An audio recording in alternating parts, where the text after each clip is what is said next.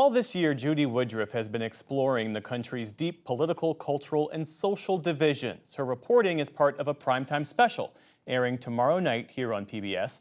And for that, she recently sat down with noted thinkers to talk through their concerns heading into another contentious election year. Here's a preview of that conversation, part of her ongoing series and special airing tomorrow, America at a Crossroads. A few weeks ago at the Lincoln Cottage here in Washington, where the 16th president spent time during the Civil War and where he conceived of the Emancipation Proclamation, I gathered a group of respected thinkers to talk through our divisions at this moment.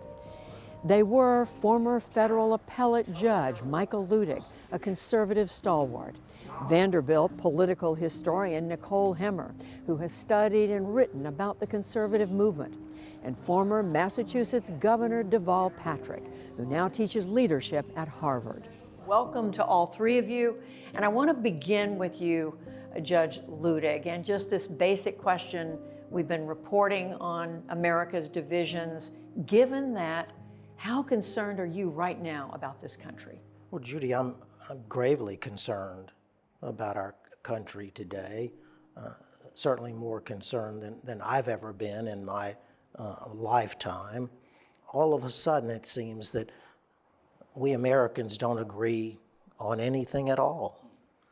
We certainly don't agree any longer on the principles and the values and on which this country was founded.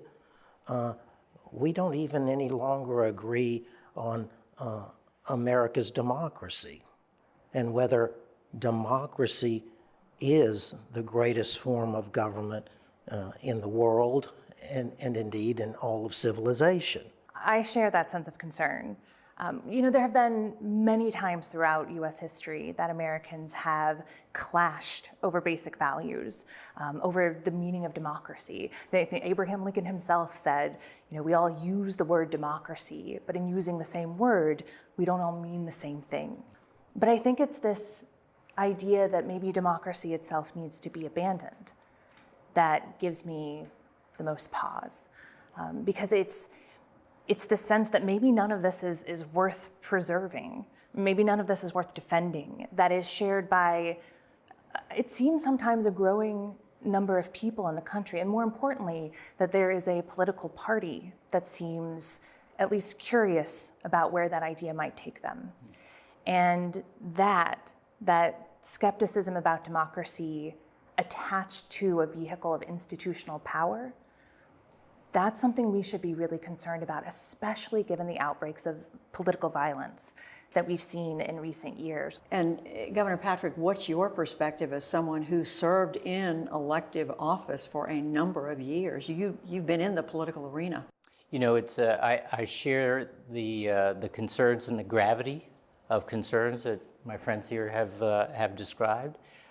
It's amazing how it feels it has declined so rapidly since I left office in early 2015, because at that time it seemed to me there was still an appetite for the kind of governing that said you didn't have to agree on everything before you worked together on anything at all. I still think that appetite exists in regular people. I think that our politics have become so performative now, radical for attention's sake. And the danger, of course, is that leadership is internalized by lots of people. You mentioned the issue of political violence. The language is careless. And the actions that are taken, including up to January 6th, are pretty scary. But I will say this, I think we have two interrelated challenges to our democracy. One is how to make it function, right? How to make the rules and the systems straightforward so that you can get registered, stay registered, vote, have that vote counted. The hyper-partisan gerrymandering, the amount of money in our politics and policymaking, all of these have solutions. There are good ideas out there, lots of people working on them. They are important. But there's another challenge. It's not the same. And I think this is the one I feel like we've been touching on. And that is how to make our democracy meaningful. Meaning, how is it that folks feel like the democracy delivers for them. You know, Judy, the governor is of course correct. Our politics today is poisonous, and it's eating away at the fabric of our society. Today, for a number of reasons, I attribute this in no small part to our political leaders and to our political public officials, because it's in their best political interest, if you will, to portray Americans as enemies of each other.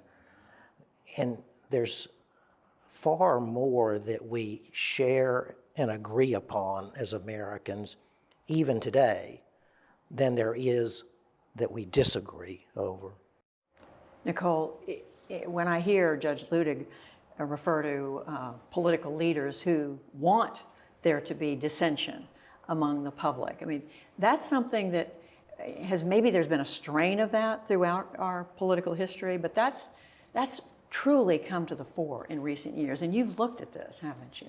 I have, and it's one of those things that I think sometimes gets confused when we talk about polarization. We talk about polarization as though it just describes the political landscape that we're in. But polarization is actually a tool of politics, right? It's something that political leaders can use to both tear down their opponents and to drive their base closer to them. It's something that we saw in the politics of the 1990s. Newt Gingrich, as Speaker of the House, saw polarization as a powerful weapon. He circulated rhetoric that talked about Democrats as disgusting and evil, as a way of having voters recoil against this group, seeing them as enemies rather than opponents. And Judge Luttig, when you and I spoke a few months ago, you talked about how as long as there is still a body of belief out there among our elected officials that the 2020 election was not legitimate, that it was stolen, that our democracy isn't safe. No question, Judy. In my congressional testimony, I included many allusions to the Civil War in this country. I believed at that time, and this was a year and a half ago, that we were perhaps on the cusp of a literal civil war. I would say that we are that much closer to a literal civil war today than we were a year and a half ago. That conversation continues tomorrow night at 9 p.m. Eastern, 8 p.m. Central on PBS with a one-hour special, America at a Crossroads with Judy Woodruff.